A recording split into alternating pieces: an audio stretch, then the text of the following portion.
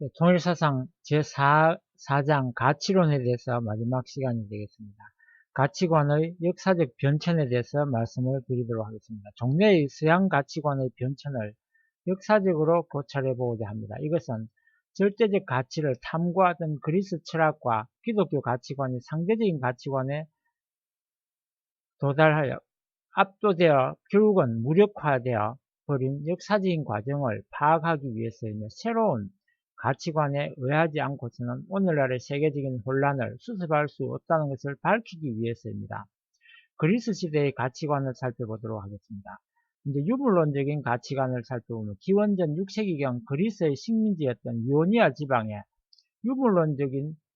유물론자적인 자연 철학이 출현을 했던 것입니다. 그 당시 그리스는 시족 사회로서 신화를 중심한 시대였으나 이오니아의 철학자들은 자연 현상에 대한 신화적인 설명에 만족하지 않고 세계와 인생을 자연 법칙을 통하여 설명하고자 했습니다. 이오니아 지방에는 밀레토스라는 도시가 있었으며 그곳은 무역이 왕성하여 상인들은 지중해의 전역에 걸쳐 활동하고 있었습니다. 그들은 현실적이고 행동적이었습니다. 그와 같은 분위기 속에서 사람들은 점차 신화적인 사고방식에서 벗어나게 되었습니다. 이 무역도시 밀레토스의 기원전 6세기경부터 유물론적인 철학자들이 출연하였던 것입니다. 이들은 밀토스 학파라 하며 탈레스, 아낙시만드로스, 아낙시메네스, 아낙시메네스 등이 그 대표자들입니다. 이들은 주로 만물의 근원에 대해서 물음을 던졌던 것입니다. 만물의 근원에 대하여 탈레스는 그것을 물이라고 설명하였고 아낙시만드로스는 무한자라고 했고 아낙시메네스는 공기라고 했으며 그 외에 헤라클레토스는 불이라고 하였고 데모크리토스는 원자라고 하였습니다. 그리고 이와 같은 자연 철학과 더불어 객관적인 합리적인 사고방식이 발달하게 되었습니다.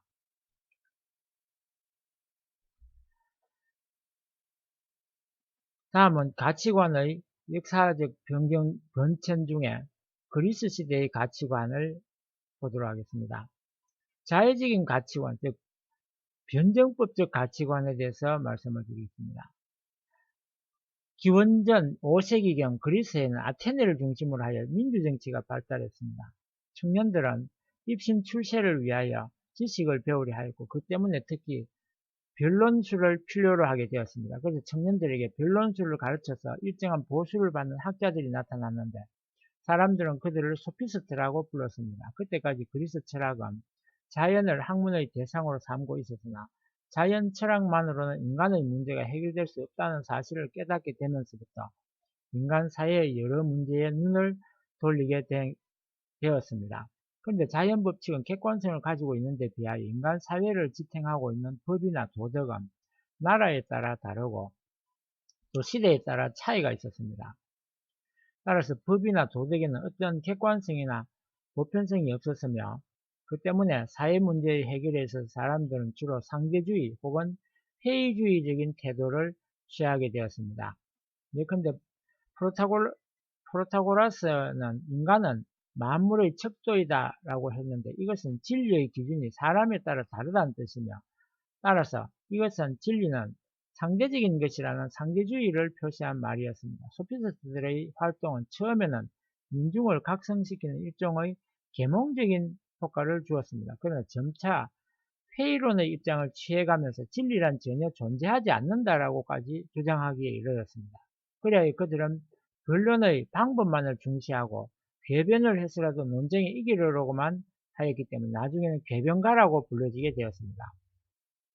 이에 반해서 상대적인 가치관에 비해서 절대적인 가치관을 주장한 철학자들이 바로 그 중에 한 사람이 소크라테스입니다. 이런 여러가지 회의론이 넘치는 상황에서 소크라테스가 나타나서 이 같은 현상을 크게 개탄하였을 것입니다. 그는 소피스트는 아는 척 하나 실제로 아무것도 알지 못한다고 했습니다.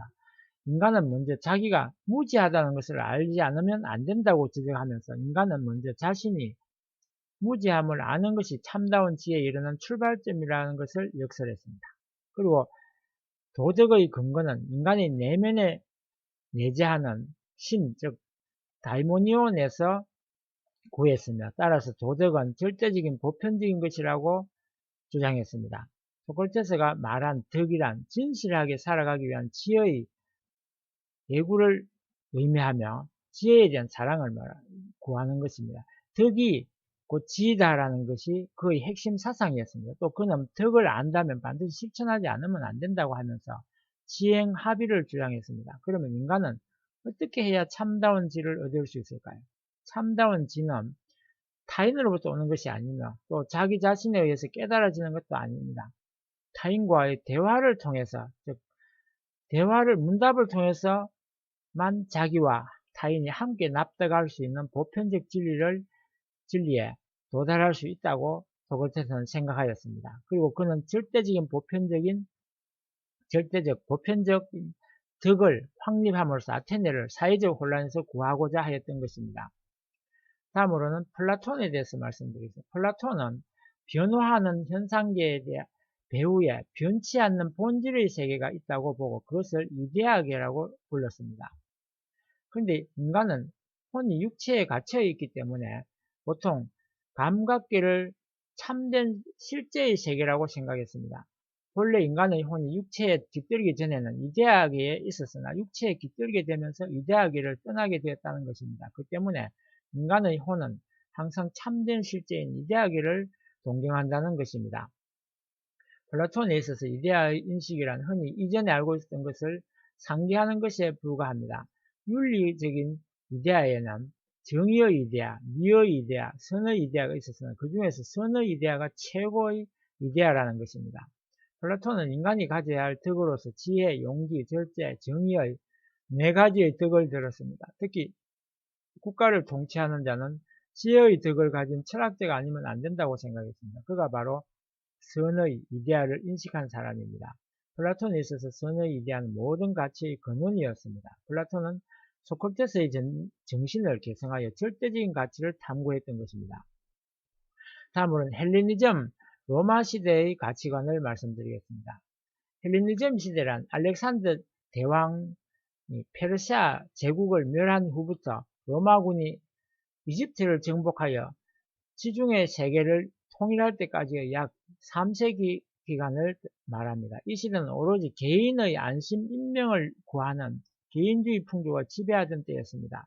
폴리스 국가의 붕괴로 국가를 중심으로 한 가치관은 소용이 없게 되었고 그리스인들은 불안정한 사회 정세 하에서 부득이 개인의 생활 방식에 중점을 두게 되었습니다.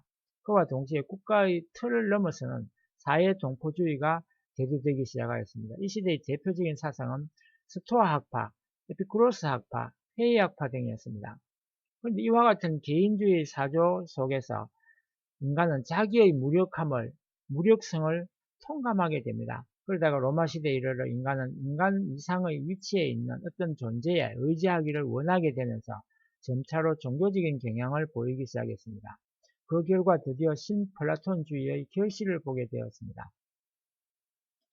스토아 학파에 대해서 소개하도록 하겠습니다.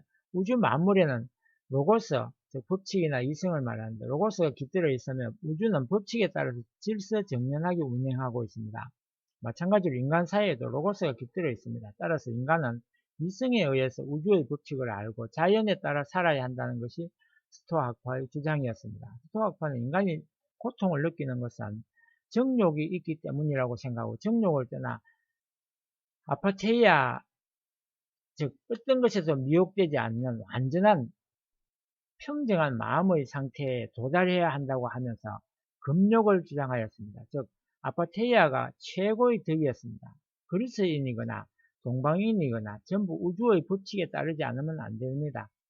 스토아 학파에 있어서의 로고스는 신이었습니다. 따라서 인간은 모든 하나님의 아들로서 동포인 것입니다. 이리하여 사회 동포주의가 세워지게 되었습니다. 스토아 학파의 창시자는 키프로스의 제논이었습니다. 다음으로 에피쿠로스의 학파에 대해서 설명하겠습니다. 에피쿠로스 학파는 금욕을 주장한 스토아 학파와는 반대로 쾌락을 선으로 설명한 사람들이 에피쿠로스를 창시자로 하는 에피쿠로스 학파입니다. 에피쿠로스는 현세에서의 개인적 쾌락만이 그대로 덕이 덕과 일치한다고 생각해서 이 쾌락은 육체적인 쾌락을 의미하는 것이 아니며 육체에 있어서 고통이 없는 것과 영혼에 있어서 흐트러짐이 없는 것을 뜻하는 것입니다. 에피쿠로스는 고통이 없는 평안한 마음의 상태를 아타락시아, 유고 상태라고 부르고 이것을 최고의 경지로 삼았습니다. 다음으로 회의학파에 대해서 소개하겠습니다. 인간은 사물에 대해서 이렇게 저렇게 또는 뭐 어떻게든지 판단하려 하기 때문에 고통스러운 거라고 하는 것입니다. 고로 마음의 평안을 얻으려면 일절의 판단을 정지하라고 하는 앨리스의 피로는 말했습니다. 이것을 판단 중지, 에포케라고 하는 것입니다. 인간에 있어서 진리는 인식할 수 없으므로 일체의 판단을 그만두는 것이 소망스럽다고 회의학파는 주장했습니다. 스토아학파의 아파테이아도 에피쿠로스 학파의 아타락시아도 회의학파의 에포케도 모두 개인적인 마음의 평안을 얻고자 하는 시도였습니다. 이때 이르러 소크라테스나 플라톤이 탐구했던 가치의 절대성은 의문시 되기 시작했던 것입니다. 신플라톤주의에 대해서 소개하도록 하겠습니다. 헬레니즘 시대에 이어지는 로마 시대에 있어서 그리스 철학은 그대로 개성되었으나 헬레니즘 로마 시대의 철학이 궁극에는 플로티누스의 신플라톤주의에 당도하였던 것입니다. 플로티누스는 일체의 것이 하나님으로부터 조출되었다고 하는 유출설을 주장했습니다. 즉 처음에는 하나님의 완전성에 가까운 누스, 다음에는 영혼, 그리고 가장 불완전한 물질이라는 식으로 단계적으로 하나님으로부터 유출된 것이라고 주장했습니다.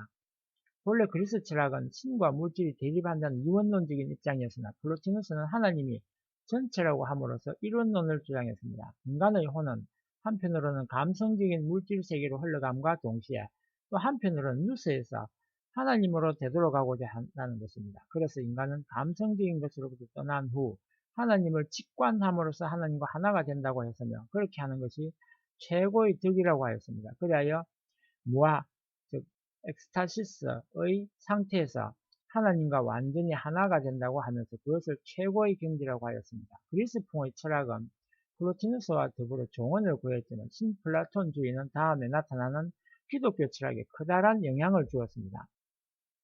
다음은 중세의 가치관에 대해서 소개하도록 하겠습니다.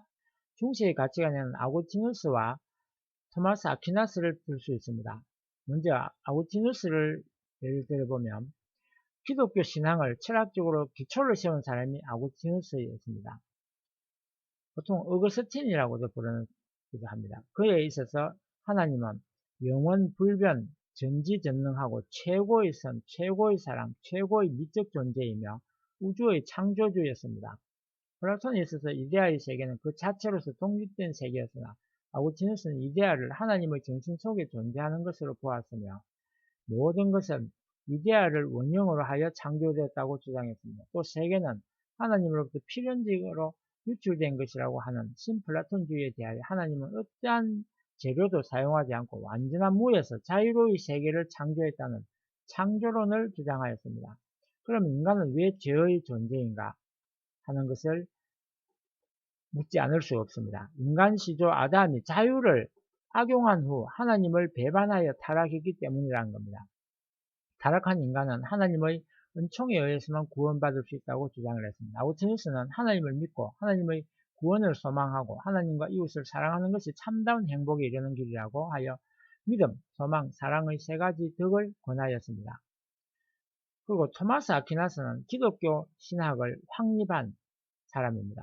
그는 덕으로서 신학적인 것과 윤리적인 것을 들었습니다. 신학적인 덕은 기독교의 삼원덕, 즉 믿음, 소망, 사랑이며 윤리적인 덕은 그리스 철학의 사원덕, 즉 지혜, 용기, 절제, 정의라고 했습니다. 신학적인 덕은 인간을 지극한 복으로 인도하는 것이 반해서 인도하는 것이고 그 중에서도 사랑이 궁극적인 것에서 하나님과 이웃을 사랑함으로써 인간은 지극한 복을 받기에 합당하게 된다는 것이었습니다. 한편 윤리적인 덕은 이성의 질서에 복종하는 것이라고 했습니다. 윤리적인 덕은 신학적인 덕에 이르기 위한 수단으로 간주되었습니다. 다음으로는 근세의 가치관에 대해서 말씀드리겠습니다. 중세가 지나고 근세에 이르러서는 이렇다 할 새로운 가치관이 나타나지 않았습니다. 근세의 가치관은 그리스 철학이나 기독교 가치관의 연장 또는 변형이라고 볼 수 있습니다. 데카르트는 종래의 모든 가치관을 의심하는 데서부터 출발하였습니다. 그러나 그것이 소위 회의주의는 아니며 회의를 통하여 보다 더 확실한 것을 알고자 하는 시도였습니다. 그 결과 그는 나는 생각한다. 그러므로 나는 존재한다라는 근본 원리에 도달하였습니다. 그는 인간이 이성을 판단의 기준으로 삼으며 여기에 인간은 이성에 의해 정념을 지배하면서 확고한 의지를 가지고 행위해야 한다는 데카르트의 도덕관이 생겨났습니다. 파스칼은 인간을 위대함도 갖고 있고 어리석음도 갖고 있는 모순적인 존재라고 보았습니다. 그것을 그는 인간을 생각하는 갈대라고 표현했습니다. 인간은 자연 속에서는 가장 약하나 생각함으로써 가장 위대하다는 것입니다. 그러나 인간의 참 행복은 이성에 의한 것이 아니며 신앙에 의해서, 즉 심정에 의해서 하나님께 이르는 데에 있다고 주장했습니다.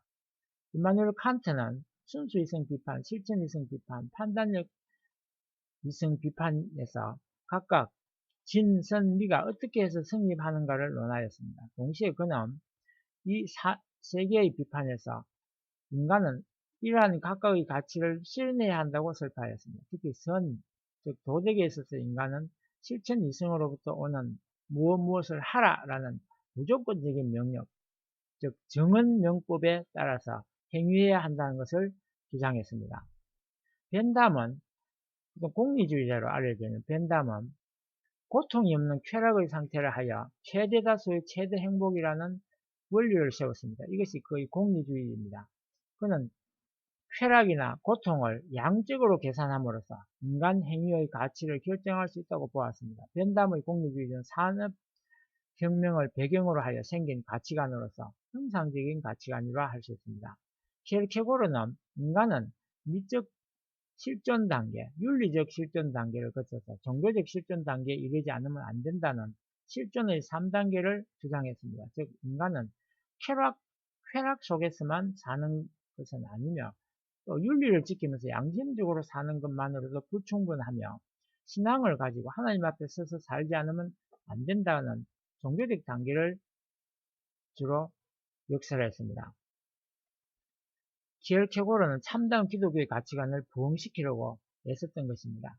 니체는 19세기 말의 유럽을 모든 가치관이 붕괴되어가는 니힐리즘의 시대라고 보았습니다. 그에 있어서 기독교는 강자를 물리치고 인간을 평균화한 노예 도덕이며 니힐리즘을 초래한 최대의 원인자였습니다. 그래서 그는 권력의 의지를 기준으로 한 새로운 가치관을 제시한 것입니다. 하나님이 없는 세계에서 강력하게 살자는 것이 니체의 주장이었습니다.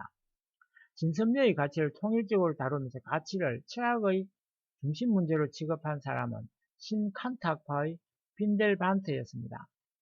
칸트는 사실 문제와 권리 문제를 구별하였으나 이것을 이어받은 빈델반트는 사실 판단과 가치 판단을 구별하였습니다. 그리고 철학의 임무는 가치 판단을 취급하는 데 있다고 주장했습니다. 사실 판단은 사실을 객관적으로 인식한 명제이며 가치 판단은 사실에 대하여 주관적인 평가를 내리는 명제입니다. 예컨대 이 꽃은 붓다라든가 그는 무엇을 하였다라는 것은 사실 판단이며 이 꽃은 아름답다라든가 그 행위는 선이다라고 하는 것은 가치 판단입니다. 그리고 오늘날에 이르기까지 자연과학이 다루어온 사실 판단이고 자연과학이 다루어온 것이 사실 판단이고 철학이 다루어온 것은 가치 판단이라고 하면서 사실과 가치를 완전히 분리해서 다루었던 것입니다. 금세기 이르러 언어의 윤리적인 분석을 철학의 방법으로 사용하는 분석 철학이 생겨났습니다. 분석 철학은 가치론에 대해 다음과 같이 입장을 취하였습니다. 가치는 직각에 의해 알 수밖에 없다는 것입니다. 가치 판단이란 바른 자의 도덕적인 찬성, 불찬성이라는 감정의 표명에 불과하다는 것입니다. 가치론은 가치 언어의 분석에만 의의가 있다고 했습니다. 이하여 분석들은 대체적으로 철학에서 가치관을 배제하려고 하였습니다. 존 듀이에서 대표되는 프라그마티즘은 생활에 대한 유용성을 가치 판단의 기준으로 삼았습니다. 그래서 진선미와 같은 가치 개념도 사물을 유효하게 처리하기 위한 수단이요 도구밖에 되지 않는다고 보게 되었습니다. 이와 같은 입장에 있어서 무엇이 가치 있는 것인가는 사람에 따라 다르며 비록 동일 인물에 대해서도 있어서도 때에 따라 달라집니다. 이와 같은 듀오의 입장은 상대적인 가치 다원론이었습니다. 마지막으로 공산주의의 가치관을 살펴보도록 하겠습니다. 공산주의 가치관으로는 예컨대 투가리노프의 다음과 같은 정의가 있습니다. 가치란 역사적으로 특정한 사회 또는 계급에 속한 사람에게 현실의 것으로서 또는 목적 내지 이상으로서 유용하고 필요한 자연 및 사회의 현상이라고 했습니다. 즉, 공산주의에 있어서 프롤레타리아 계급에 유용하다는 것이 가치의 기준이었습니다. 여기에서 부르주아적 가치관이라고 이끌어지는 기존의 종교적 가치관을 부정하고 파괴하는 것이 공산주의 가치관이 가지는 전제가 되고 있습니다. 그리고 공산주의에 있어서의 도덕이란 공산주의 사회를 건설하는 데 있어서 집단 생활을 추진하기 위한 수단으로서 헌신, 복종, 성실, 동지애, 상호 부조 등이 그 내용입니다. 새로운 가치관의 출현의 필요성에 대해서 말씀드리겠습니다. 이와 같은 역사상에 많은 가치관들이 나타났으나 그것은 절대적 가치를 수립하려고 한 시도들이 모두 붕괴되어 온 역사였다고 볼 수 있습니다. 고대 그리스에 있어서 소크라테스나 플라톤은 참다운 지를 추구함으로써 절대적인 가치를 수립하고자 하였습니다. 그러나 폴리스 사회의 붕괴와 더불어 그리스 철학의 가치관도 붕괴되어 버렸습니다. 다음에 기독교가 하나님의 사랑을 중심으로 하여 절대적인 가치를 수립하려고 하였습니다. 그리고 기독교의 가치관은 중세사회를 지배하였으나 중세사회의 붕괴와 더불어 점차 힘을 잃고 말았습니다. 근대에 이르러 데카르트나 칸트는 그리스 철학과 마찬가지로 이성을 중심으로 한 가치관을 수립했으나 가치관의 근거가 되는 하나님의 파악이 애매함으로 인하여 그 가치관은 절대적인 것이 되지 못하였습니다. 한편 파스칼이나 키에르케고르는 참다운 기독교의 가치관을 부흥시키려고 했지만 확고한 가치관을 수립하지는 못하였습니다. 신칸타학파는 가치의 문제를 철학성의 주요 문제로 다루었으나 가치를 취급하는 철학과 사실을 취급하는 자연과학을 완전히 분리시켜버렸습니다. 그 결과 오늘날 많은 문제가 발생하게 되었습니다. 과학자들이 가치를 도외시하고 사실만을 연구한 결과 인류를 대량으로 살육하는 병기의 개발이나 자연 환경의 파괴, 공해 문제 등을 초래하기에 이르렀던 것입니다. 공리주의나 프라그마티즘은 물질적인 가치관으로서 완전히 상대적인 가치관이 되었으며 분석 철학은 가치 부재의 철학이었습니다. 그리고 니체의 철학이나 공산주의는 전통적 가치관에 대한 반가치의 철학이라고 말할 수 있습니다. 그리스 철학이나 기독교를 기반으로 한 전통적인 가치관은 오늘날 더 이상 효력이 없는 것으로 보여지게 되었으며 전통적인 가치관은 취약화하여 자연과학에서 분리되어 드디어는 철학의 영역에서도 배제되기에 이르렀습니다. 그러므로서 오늘의 사회 혼란은 극도에 달하게 되었습니다. 여기에 전통적인 가치를 소생시키면서 절대적 가치를 수립할 수 있는 새로운 가치관의 출현이 절실히 요청됩니다. 따라서 새로운 가치관은 유물론을 극복하고 올바른 가치관으로 과학을 인도하지 않으면 안 됩니다. 가치와 사실은 성상과 형상의 관계에 있어서 있는 것이어서 사물에 있어서 성상과 형상이 통일되어 있는 것 같이 가치와 사실도 본래 하나가 되어야 하기 때문입니다. 이와 같은 시대적 요청에 응답하고자 출현한 것이 지금 소개하고 있는 통일 가치관, 즉 본가치론인 것입니다. 지금까지 들어주셔서 감사드리고 다음은 계속 이어서 강의하도록 하겠습니다. 끝까지 들어주셔서 감사합니다. 구독을 부탁드리겠습니다.